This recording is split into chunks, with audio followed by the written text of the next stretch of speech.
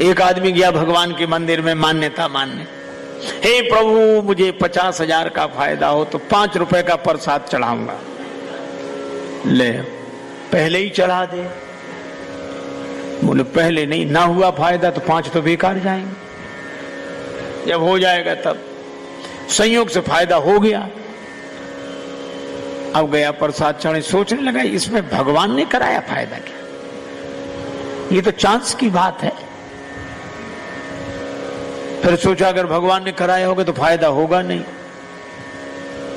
चलो चढ़ा देते। लेकिन अब गया, सोचा कितना चढ़ाऊं, 5 के हिसाब से आए तो बहुत हुई है। तो उसने रेखा खींची है और बोला हे भगवान मैं पूरे के पूरे पैसे तुम्हारे चरणों में फेंक रहा हूं, चरणों में चढ़ा रहा हूं, और जो रेखा के उधर गिर जाए सो तुम्हारे, इधर गिर जाए सो हमारे। पर फेंकना तो अपने ही हाथ में था। ऐसी चतुराई से फेंके 2-4 सिक्के उधर बाकी इधर। हाथ जोड़ के बोला भगवान बड़े कृपालु हो, थोड़े से लिए आपने, बाकी सब बटोर कर चलने लगा। उसके पीछे उससे भी ज्यादा होशियार आदमी खड़ा था, वो कहने लगा हे भगवान ये रेखा खींचकर हम अपने और आपके बीच में भेद पैदा नहीं करेंगे, जो आपका सो हमारा। लेकिन एक बात सुनो, क्या? उसने रेखा मिटा दी। हे भगवान आप ऊपर रहते हैं, हे ऊपर वाले ये पूरे के पूरे पैसे ऊपर तुम्हारे नाम पर चढ़ाते हैं, जो ऊपर रह जाए सो तुम्हारे, जो नीचे गिरे सो हमारे। अब बोलो ऊपर तो रहने वाले हैं नहीं। भगवान को दिमाग से नहीं दिल से मानो और यही कहो कि प्रभु आपने बहुत दिया, इतना दिया।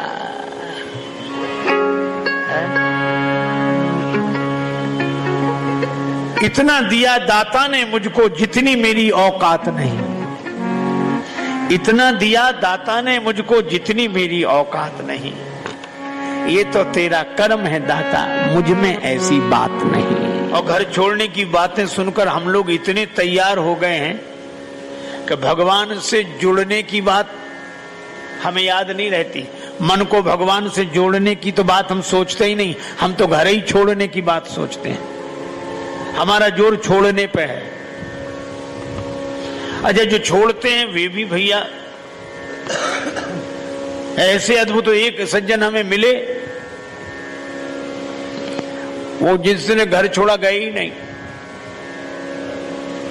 मैंने उनसे निवेदन किया, हमने कहा महाराज औरों के घरों में जाते हो कि नहीं? बोले जो बुलाता है सो जाते हैं। हमने कहा जब औरों के घरों में जाते ही हो तो उसी एक घर ने क्या बिगाड़ा था, जो क्या बिगाड़ा था उसने? बोले नहीं नहीं नहीं नहीं वो तो मैं छोड़ चुका, तो छोड़ दिया। और आज मालूम कितने दिन हो गए? आज हिसाब लगा के बताएं हमें 11 साल 6 महीने 3 दिन हो गए। इतना भी याद है कितना दिन हो गया छोड़े। हम नहीं जाते। तो हमने कहा क्यों नहीं जाते? अरे बोले हमारे सदग्रंथों ने, संतों ने कहा है छोड़ने के बाद अपने घर में नहीं जाना चाहिए, छोड़ने के बाद अपने घर में नहीं जाना चाहिए। तो हमने कहा कि छोड़ने के बाद भी अपना घर। अच्छा सोचो, छोड़ने के बाद भी अपना घर, फिर छोड़ा क्या है? छोड़ने के बाद भी घर अपना ही है। अरे इसका मर्म समझें। कबीरदास जी ने कहा कबीरा खड़ा बाजार में लिए लुकाठी हाथ, जो घर फूंके अपना चले हमारे साथ। जो घर में आग लगाए हमारे साथ चले, मसाल लिए खड़े हैं। तो एक आदमी ने कहा हमें दो मसाल। चला घर फूंकने। कबीरदास जी बोले होश में जाना? बोले हाँ होश में जाना। अपने ही घर फूंकना? बोले हाँ अपने ही फूंकेंगे। बोले तुम्हें पता है? बोले हाँ पता है। जाओ। अब रास्ते में वो सोचने लगा कि अपना घर फूंके हैं, लेकिन मंदिर में तो हम रोज कहते हैं तन मन धन सब तेरा। हे भगवान तन भी तुम्हारा, मन भी तुम्हारा, धन भी तुम्हारा। तो भगवान का है कि हमारा है? और हम फूंकने जा रहे हैं। लौटकर बोला कि महाराज समझ में नहीं आता कि भगवान का है कि हमारा, हम फूंकने जा रहे हैं। कबीरदास जी बोले अब तुम समझ गए, यही फूंकना है जिसे तुम अपना मानते हो उसे भगवान का मानने लगो, यही फूंकना है, हमारा नहीं है। अच्छा, फिर एक अजीब बात है, जब हमारा है ही नहीं तो हम त्यागने वाले कौन होते हैं? हमारा हो तब तो छोड़ें, या हमारा है ही नहीं, है ही भगवान का, तो छोड़ने की जरूरत क्या है? बस ये याद बनी रहे कि हमारा नहीं है, भगवान का है। भगवान कहते हैं इसी में कल। इसी तरह की वीडियो देखने के लिए हमारे चैनल को सब्सक्राइब करें और बेल आइकॉन को ऑल पर सेट करें। लगभग 40 वर्ष पूर्व की घटना है। श्रीधाम वृंदावन में एक संत घूमते थे। उन्हें देखकर कोई यह नहीं कहता था कि स्वामी जी आ रहे हैं, संत जी आ रहे हैं, बाबा जी आ रहे हैं, ना, वे एक ही बात कहते थे, जज साहब आ रहे हैं। उन्हें देखकर हर कोई कहता जज साहब आ रहे हैं, जज साहब। एक महात्मा ने पूछा कि इनको जज साहब क्यों बोलते हैं? तो उन संत ने बड़ी अद्भुत बात बताई कि पहले ये जज ही थे। दक्षिण भारत के किसी कस्बा नुमा छोटे से शहर में जज के पद पर थे, और उसी शहर के पास एक छोटा सा गांव में रहने वाला एक केवट, वो इतना सरल था, इतना सरल। कोई भी पूछता केवट भैया वो बात कैसी है, तो केवट कहता रघुनाथ जी जाने, मैं तो कुछ नहीं जानता। इतना सरल। लोगों ने उसका नाम रख दिया भोला। कोई कुछ भी पूछता भैया रघुनाथ जी जाने, मैं तो नहीं जानता कुछ, रघुनाथ जी जाने। केवट के 2 बेटे, एक बेटी। बेटी विवाह के योग्य सयानी हुई। बेटों ने कहा कि पिताजी गांव के साहूकार सेठ जी से रुपया उधार ले ले, विवाह के बाद चुका देंगे, हम लोग कमाई करेंगे। ठीक है। सेठ जी के पास गया, 200 रुपए उधार लिया, ब्याज की दर तय हो गई। भाइयों ने बहन का विवाह किया, बेटी घर से विदा हुई पिता के घर के लिए। केवट ने भी घर छोड़ दिया, श्री रघुनाथ जी के मंदिर में ही रहने लगा।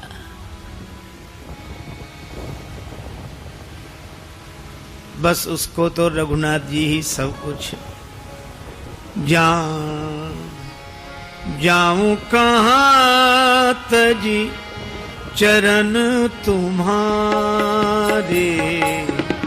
जाऊं कहाँ तजी चरण तुम्हारे, जाऊं कहाँ तजी चरण तुम्हारे, जाऊं कहाँ तज चरण तुम्हारे। काको नाम पतित पावन जग, काको नाम पतित पावन जग, केही अति दीन प्यारे।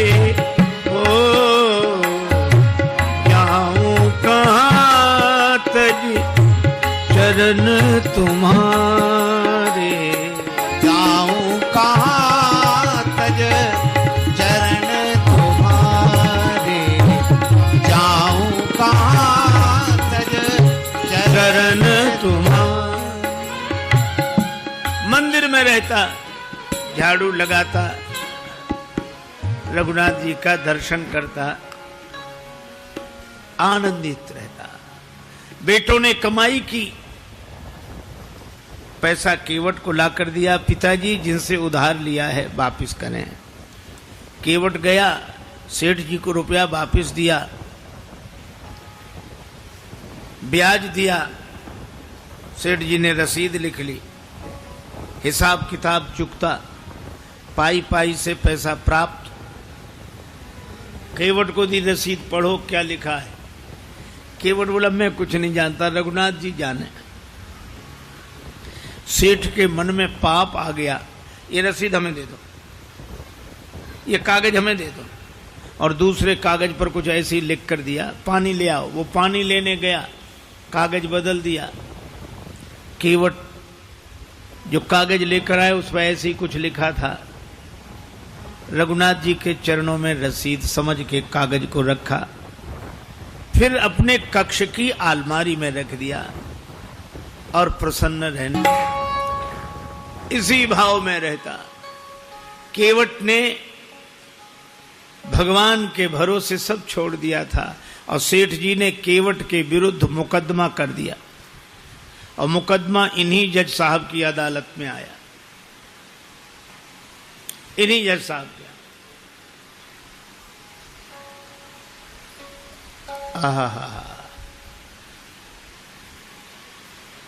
तारीख पर केवट उपस्थित हुआ। जज साहब ने कहा, केवट तुमने सेठ जी से रुपया उधार लिया था? हाँ हुजूर, लिया था।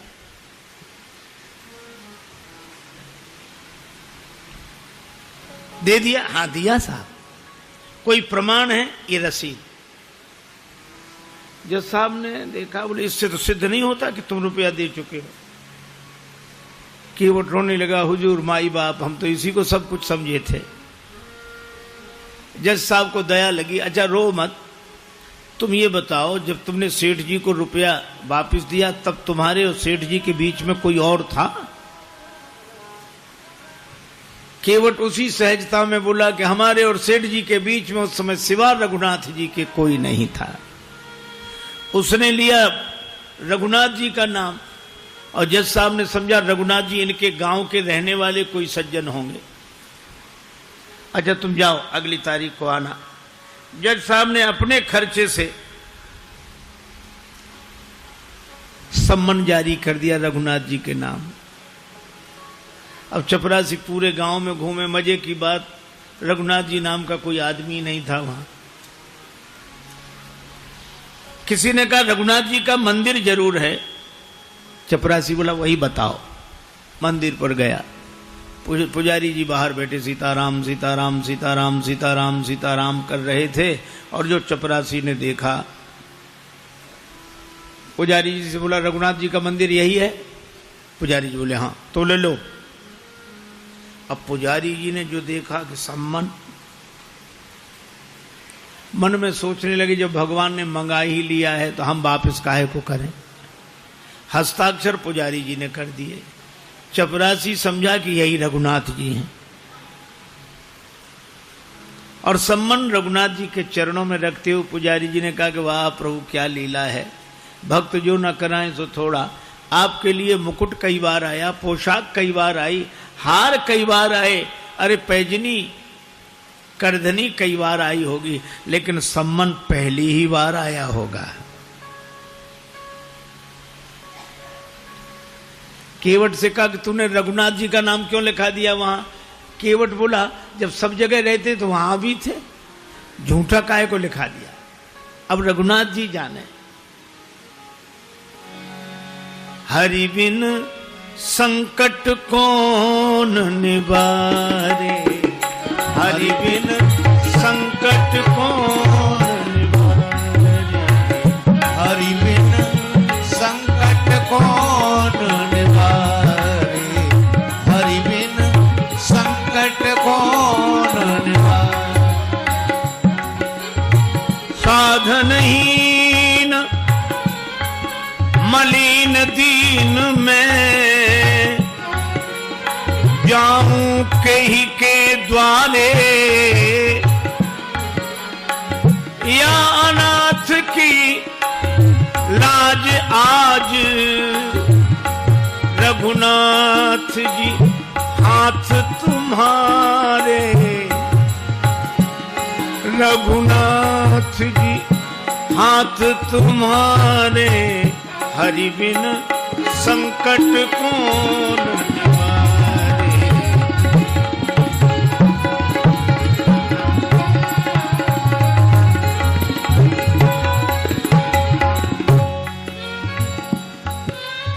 एक ही भरोसा, जाएगी लाज तुम्हारे, जाएगी लाज तुम्हारे।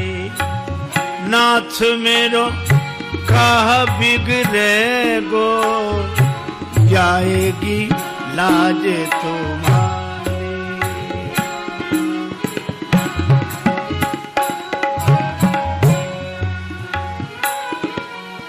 दीन दयालु सुने जब ते तब ते मन में कछु ऐसी बसी है। जाऊं टेरूं कहां और जाऊं कहां, बस तेरे ही नाम की फेंट कसी है।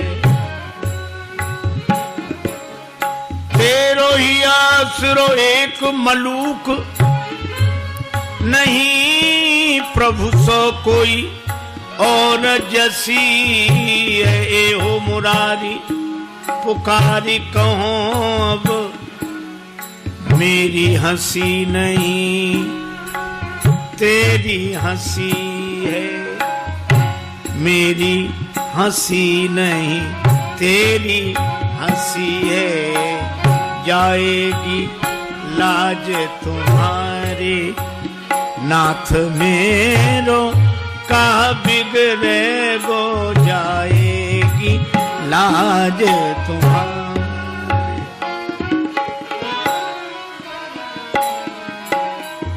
वह निश्चिंत रहता है।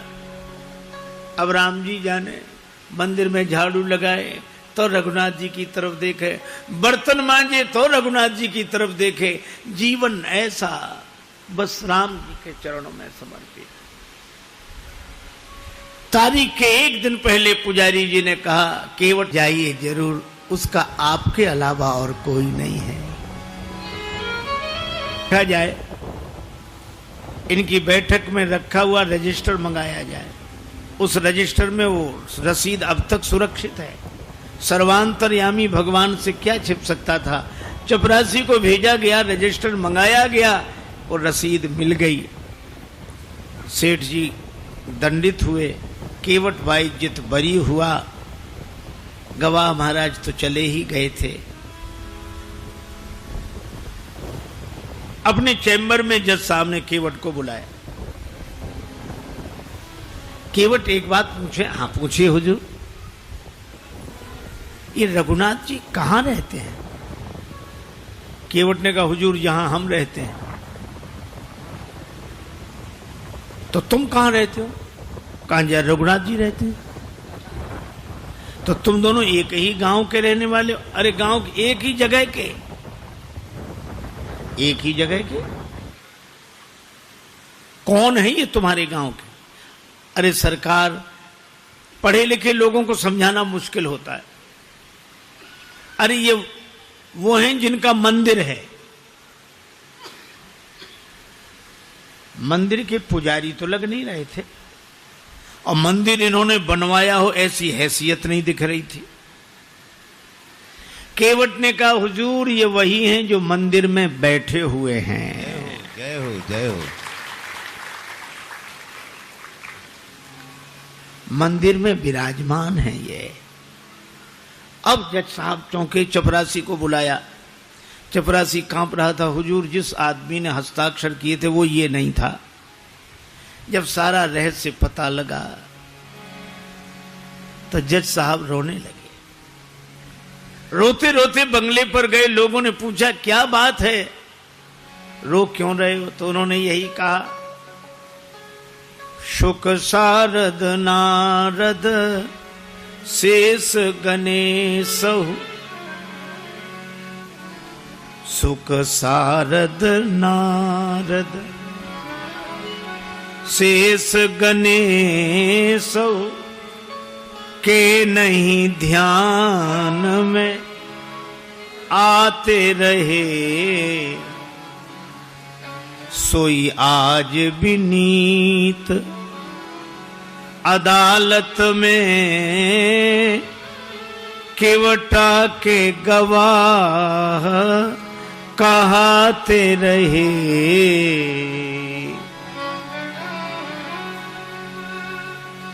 जो शुक सनकादिक के ध्यान में नहीं आए वे भगवान आज केवट की गवाही देते रहे।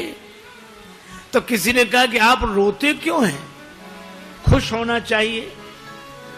और गए तो दुख क्या, वे तो जाते ही। सुख धोखे उदर्श दिए को भयो, दुख नाहिन जो तज जाते रहे। दुख तो केवल एक बात का है, बड़ी बेअदबी हो गई आज उनके विरुद्ध। कुर्सी पे बना, कुर्सी पे बना जज बैठा रहा, जगदीश खड़े समझाते रहे। कुर्सी पे, मैं कुर्सी पर जज बना बैठा रहा, और जिनकी अदालत में एक दिन सबको उपस्थित होना पड़ेगा वे भगवान खड़े खड़े गवाही देते रहे। ऐसा भाव भरा रोते रहे। पद से इस्तीफा दे दिया, साधु बनकर वृंदावन आ गए। वृंदावन आकर भी भगवान के मंदिर के अंदर नहीं जाते थे, सड़क पर बाहर से ही धूल माथे पर चढ़ा लेते हैं। क्यों?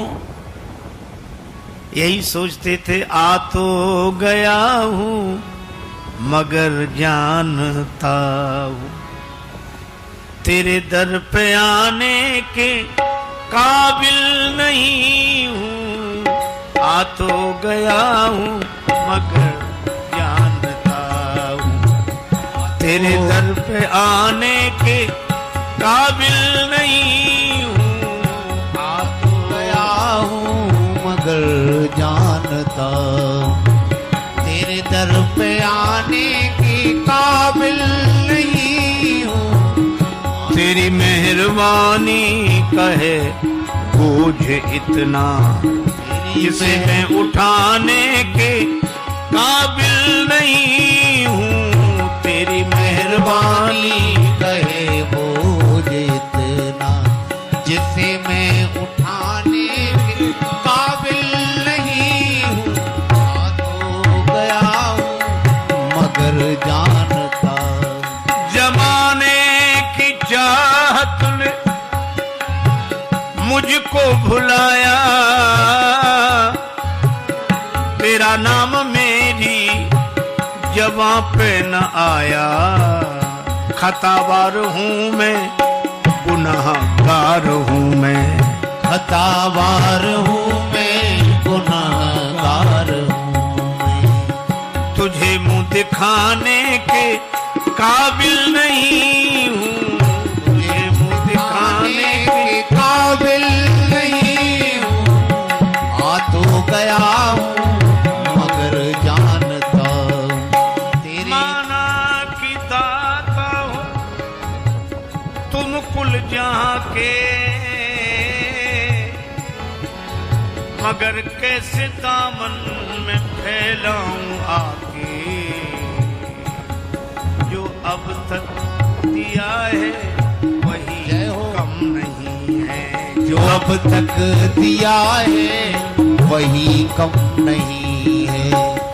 कर्जा चुकाने के काबिल नहीं हूं। ये कर्जा चुकाने के काबिल नहीं हूं। आ तो गया हूं मगर जानता हूं। आ तो गया हूं मगर जानता हूं। 40 वर्ष पहले तक ब्रज वीथियों में उनका दर्शन होता था। ये सत्य घटना है, इस युग की घटना है। एक व्यक्ति ने जिंदगी भर पाप किया, बचपन से जवान हो गया, पाप ही पाप, पाप ही पाप, कभी कोई अच्छा काम न करे। परिवार के लोग उसे महात्मा के पास ले गए। महाराज, इस पर कृपा करो, इसका कल्याण हो। यह कभी कोई अच्छा काम नहीं करता, गलत काम बस।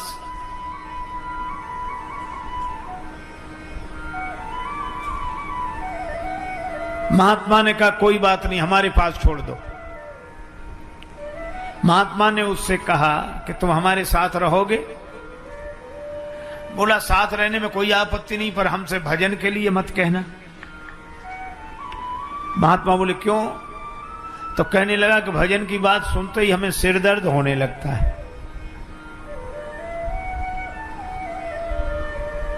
हम भजन नहीं कर सकते। महात्मा बोले मत करना भजन, तुम हमारे पास रहो। बोला दूसरी बात सुनो, हम जो करेंगे उसमें रोकना नहीं। महात्मा बोले नहीं रोकेंगे, तुम्हें जो करना हो वह करना। बोला तब तो आराम से आपके साथ रहेंगे। और रहने लगा वो। महात्मा से मित्रता हो गई, उसे जो मन में आवे सो करे और भजन करे नहीं। एक दिन महात्मा उसे ले गए वन में, वह भी घूमते घूमते साथ गया। महात्मा ने कहा कि देखो तुम्हारा हमसे प्रेम है तो एक काम करो, क्या मेरे कहने से एक बार राम कह दो। बोला इससे क्या फायदा? महात्मा बोले फायदे की मत सोच, तू तो राम राम कहे। हम लोगों की आदत है, कभी किसी से कहो कि भैया भजन किया करो, राम राम किया करो, तो लोग तुरंत क्या कहते, इससे क्या फायदा? अच्छा रामायण पढ़ा करो, क्या फायदा? एक महात्मा बार बार कहते भैया राम राम किया करो, तो सामने वाला कहे क्या फायदा? रामायण पढ़ा करो, क्या फायदा? महात्मा परेशान हो गए, तो उन्होंने उससे कहा कि तुम तम्बाकू खाते हो? बोले हाँ खाता हूं। बोले क्या फायदा? बीड़ी पीते हो? बोले हाँ पीते। बोले क्या फायदा? बोले ऐसे तो हमने सोचा ही नहीं। महात्मा बोले इतने तुम गलत काम करते हो बिना फायदे की सोचे, तो एक राम नाम ही मिला है जिसके लिए फायदा सोचोगे? क्या बिना फायदे की सोचे राम राम नहीं कर सकते? इतनी चीजें करते हो बिना फायदे की सोचे, तो राम नाम भी बिना फायदे की सोचे करो।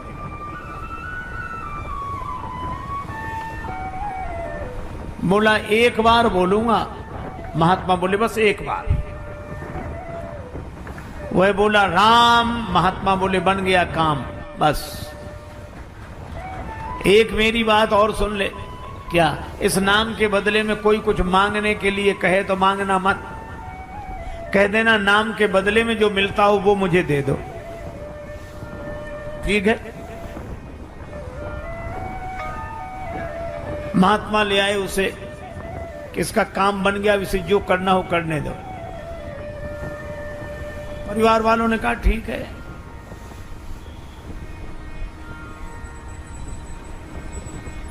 महात्मा चले गए, वो अपने घर रहने लगा, मनमाने काम करने लगा। लेकिन एक दिन जब वो मरा तो लोग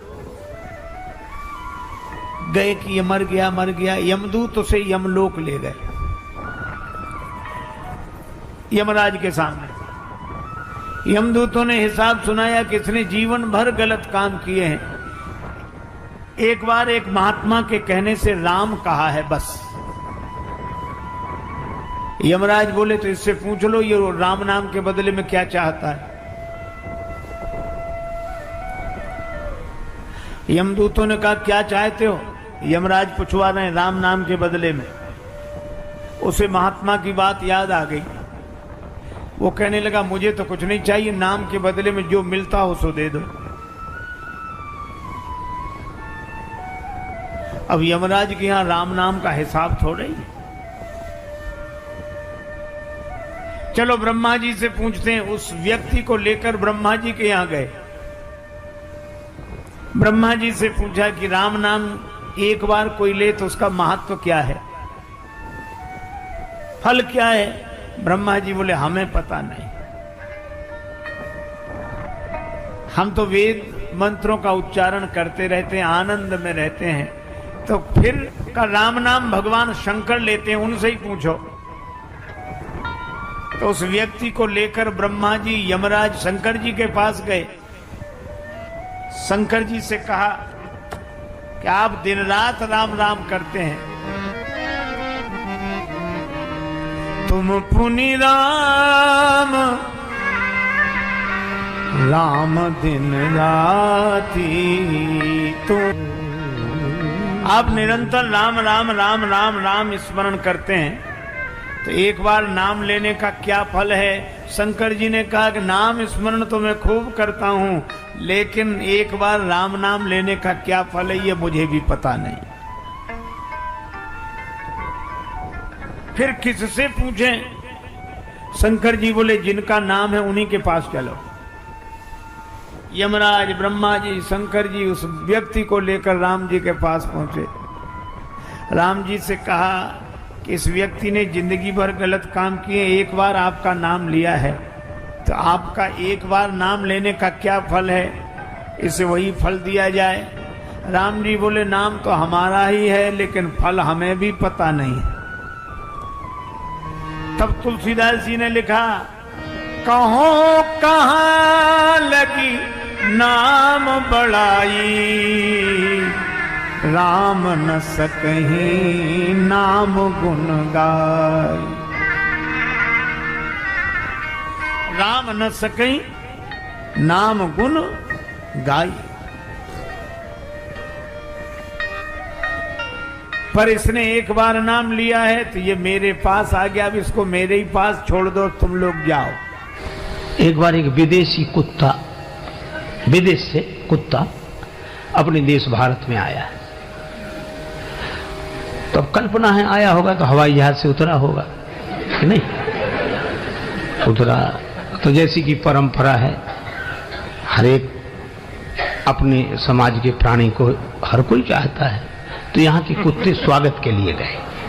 वो उतरा, कुत्तों में जैसा होता है पूंछ हिलाकर, उधर से आए तो उसने पूंछ हिलाई, यहाँ वालों ने हिलाई।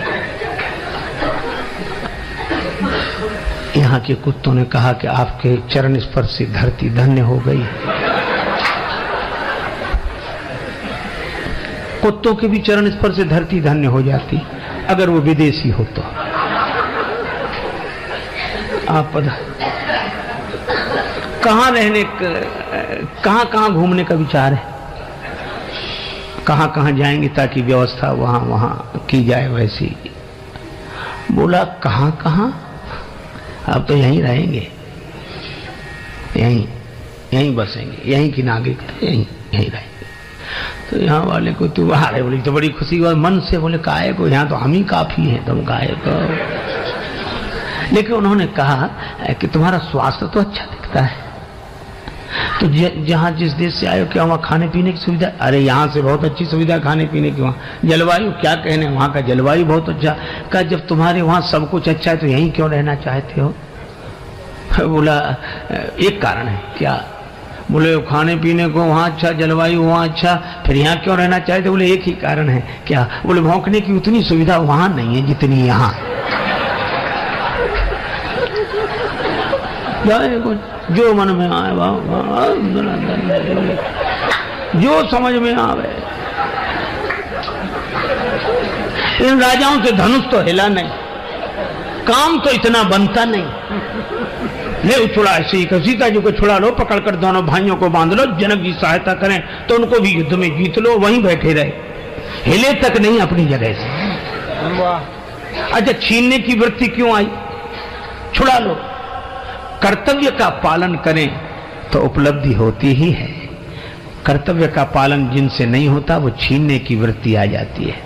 ऐसे छीन लो, इसे छुड़ा लो, ऐसे। अब राम जी तो चुप, लक्ष्मण जी को बड़ा क्रोध आया। भूप वचन सुन इत उत तकहीं, राजाओं की बात सुनकर कभी लक्ष्मण जी इधर देखते, कभी उधर देखते हैं। इधर उधर इसलिए देखते हैं कि किधर से आवाज आ रही, कौन है, पर वो दिखे नहीं, हल्ला मचे बस इधर। लेकिन लखन राम डर बोल न सकहीं, लक्ष्मण जी को राम जी का डर है कि वो बोलते नहीं हैं कि राम जी फिर कहेंगे कि ये राम जी ने लक्ष्मण जी की तरफ देखा तक नहीं कि अगर इशारा कर देंगे तो यहां दीप दीप के भूपति इकट्ठे हैं, ये तो कितना बड़ा युद्ध होगा, विश्व युद्ध हो जाएगा, इतने लोग इकट्ठे हैं। तो युद्ध को टालना चाहिए, युद्ध के परिणाम बुरे होते हैं। राम जी इसलिए नहीं देखते, शांति रहे, हम शांति प्रिय हैं। लक्ष्मण जी ने कहा कि सो तो ठीक है, युद्ध तो हम भी नहीं चाहते, शांति प्रिय होना ही चाहिए, लेकिन इसका यह भी अर्थ नहीं कि जिसके जो मन में आए सो कहे, जो करना हो सो करे, हम शांति प्रिय हैं। हमारी इस महानता को कोई मजबूरी समझे तो ठीक नहीं। एक सज्जन बड़े संपन्न आदमी कथा में जाते ही नहीं थे, पत्नी ने कहा कि चले जाओ। बड़ी मुश्किल से एक दिन पत्नी के कहने पर गए। लोगों ने देखा कि संपन्न आदमी पहली बार कथा में आया, कथा शुरू नहीं हुई थी, व्यास जी आकर बैठे थे। लोगों ने उन्हें देखा कि आइए आइए आइए आइए, सब लोग आइए आइए हो गया। आसन बिछा दिया, कहा बैठिए बैठिए, बैठ गए। कथा शुरू हो इसके पहले ही जाते ही नींद जुड़ाई हुई, सो गए। अब सो गए तो ऐसे आदमी को जगाए कौन, किसी ने नहीं जगाया। कथा पूरी हो गई, व्यास जी भी चले गए, सब श्रोता चले गए। अब वही आदमी बैठा था जिसकी दरी बिछी थी, तो उसने धीरे से जगाया, बोले जाइए, कथा हो गई। हाँ हो गई, बड़ा आनंद आया, बहुत आनंद। घर पहुंच गए, पत्नी ने कहा कथा सुनी? हाँ सुनी, पर वहां 3 तो शब्द, आइए बैठिए जाइए, बस। पत्नी ने कहा अभिमानी आदमी है, दोबारा जाएगा नहीं। कहा ये तुम्हारे लिए मंत्र हैं, कल फिर जाना। तो अपने कमरे में जाकर बैठा, नींद नहीं आ रही थी, कथा में सो के आया, तब घर में कैसे नींद आवे। बिजली बंद कर दी, अब लेट है, नींद बैठ गया। पत्नी ने कहा ये मंत्र है, तो मंत्रों का जब करे तो बार बार कहा आइए बैठिए जाइए, आइए बैठिए जाइए। अंधेरा था, घर में घुसा चोर। चोर ने जैसे ही प्रवेश किया, ये बोला आइए। चोर ने कहा किसने देख लिया? तो चोर दबे पांव पीछे खिसकने लगा, तो ये बोला बैठिए। अरे बोले इसने पहचान लिया। तब तक चोर भागा, और भागा तो ये बोला जाइए। चोर ने समझा, पहचान लिया, पकड़वा देगा कल। तो चोर दौड़ा दौड़ा आया, इसी के चरणों में गिर गया। चरण पकड़ ली, जो रुपया पैसा लाया था सो चढ़ा दिया, मुझे बचा। ये घबराया कि मंत्र इतनी जल्दी सिद्ध हो गए।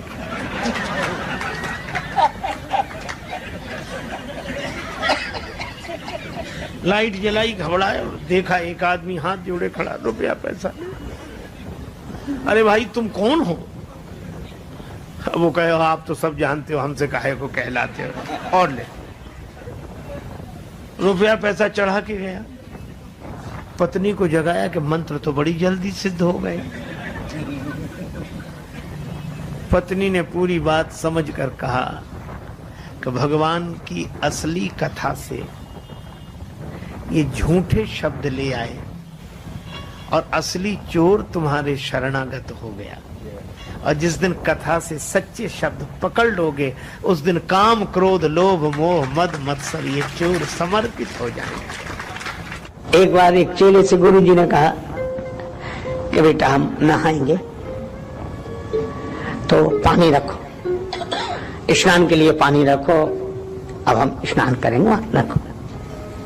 चेला वहीं बैठो, अच्छा महाराज तो अभी के थोड़ी देर में। अरे गुरुजी बोला हम अभी कह रहे हैं, तो अभी थोड़ी देर में। अच्छा अच्छा महाराज पानी लाना है? हाँ हाँ पानी। अच्छा, तो नल का ले आए कि कुएं का? गुरु जी बोले, अरे तू पानी लाए, नहाने लायक हो, चाहे जहां से लाए, नल से लाए चाहे कुएं से, अच्छा अच्छा। फिर भी वहीं बैठा। अब क्या बोल रहे, हम ये पूछ रहे हैं बाल्टी में लाए कि कलश में, घड़े में? गुरु जी ने कहा रहने दे, इतनी देर में तो हम नहा के भी आ जाते। मना भी नहीं कर रहा है, जा ही नहीं रहा है। ये और कहे कि बस हम तो आपके चरणों के आश्रित हैं बस। गुरु जी कह रहे कि जाओ जाऊं कहां तजी चरण तुम्हारे, आपके चरणों को छोड़कर कहां जाए। एक गुरु जी का चेला बड़ा विचित्र। गुरु जी बैठे आश्रम में, अंदर छोटा सा आश्रम था, बाहर गौ माता बंधी थी, बरसात होने लगी। गुरु जी ने कहा कि बेटा गाय भीग रही है वर्षा में, गाय को बंधन से मुक्त करो ताकि वह आश्रम के अंदर आ सके। चेला बैठे बैठे बोला, गुरु जी बंधन से मुक्त करना तो आप जैसे महापुरुषों का काम है, हम जैसा जीव भला क्या किसी को बंधन से मुक्त कर सकता है जो खुद बंधन में पड़ा। क्षमा करें, यह अनधिकार चेष्टा हमसे नहीं होगी। बोलो, गुरु जी भी समझ गए कि चेला नहीं गुरु ही मिला है। तो दो तरह की विचित्रताएं। कुछ लोग होते हैं जो ऐसा आदेश का पालन करते हैं कि गुरु जी से कोई लेना ही देना नहीं, और कुछ लोग ऐसे जो वहीं बैठेंगे पर जाएंगे कहीं नहीं, काम ही कुछ नहीं करेंगे। पर राम जी, अच्छा आपने देखा होगा जब लोगों का या शिष्यों का मान बढ़ जाए ना, तो फिर गुरु जी के प्रणाम करने का ढंग भी बदल जाता है। उनको ये लगता है कि हमको लोग इतना मानते और यहाँ प्रणाम करें। एक गुरु जी का चेला था जो सवेरे 4 बजे आता था प्रणाम करने, अंधेरे में, बस सवेरे ही कर जाए। एक ने कहा कि बड़ा भक्त है साहब, ब्रह्म मुहूर्त में आता है। अरे हमने कहा काहे का भक्त है? ये इसलिए प्रणाम इस समय करता है ताकि इस समय कोई देखे नहीं, दिन भर नहीं करेगा। और दिन में सचमुच नहीं करता था, दिन में तो ऐसे बताता गुरु जी को जानते हैं मां है, तो लोगों में इज्जत भी बनी रही। और सवेरे सवेरे प्रणाम कर जाए 4 बजे तो गुरु भक्ति भी बनी रही, गुरु जी भी खुश। बात अटपटी है पर प्रेम भरी है। एक बार एक महात्मा राजस्थान में गए, वहां का एक आदमी उन्हें लेकर गया अपने गांव में, और बड़ा इंटीरियर में गांव, वृद्धा माता। उसने माता से कहा कि माँ गुरुजी आए हैं प्रणाम कर। तो बोली टूटी फूटी मारवाड़ी बोली में कहने लगी, गुरुजी थारे खुर छू। और गुरुजी को गुरुजी कह रही थी और चरणों को खुर। महात्मा ने कहा, डांटा पर मधुरता से डांटा, माता जी ऐसे बोलती हो महात्माओं से, नरक जाओगी नरक। बुढ़िया नरक भी नहीं जानती थी, उसको लगा आशीर्वाद दे रहे हैं महात्मा। तो क्या बोली, महाराज हमारा कहाँ भाग्य जो नरक जाएं, नरक तो आप जैसे महापुरुषों को मिले हैं प्रभु, हमें कहाँ। बोलो भाई, उसकी सरलता पर महात्मा खिलखिला के हंस पड़े। जब सरलता पर महात्मा प्रसन्न हो जाते हैं और परमात्मा प्रसन्न हो जाए तो कौन सा आश्चर्य है। एक आदमी एक गांव में गया तो जिससे भी पूछे, क्यों भैया ये गांव रामपुर है, रामपुरा है? सो जो भी मिले हाओ। दूसरे से पूछे रामपुर हाओ। तीसरे भैया रामपुर हाओ। हाओ बड़ा परेशान कि हाओ है कि रामपुरा है। एक पढ़ा लिखा आदमी दिखाई दिया, भैया ये रामपुरा है? जी हाँ। अच्छा। तो और जितने लोग मिले वे हाओ हाओ कह रहे थे। तो उस व्यक्ति ने कहा कि पढ़े लिखे लोग जी हाँ बोलते हैं, बिना पढ़े लिखे लोग हाओ बोलते हैं। तो उस आदमी ने कहा कि बड़ी खुशी, आप तो पढ़े लिखे हैं? तो बोला हाओ। असली बात निकल गई। केवट भी बोला जब लग्न पाए पखारी हो तब लग्न तुलसीदास नाथ कृपालु पार उतारी हो। और भगवान राम ऐसे में भी मुस्कुराते हैं।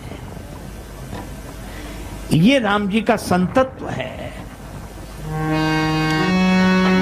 इन्हीं भगवान से संत संतत्व सीखते हैं।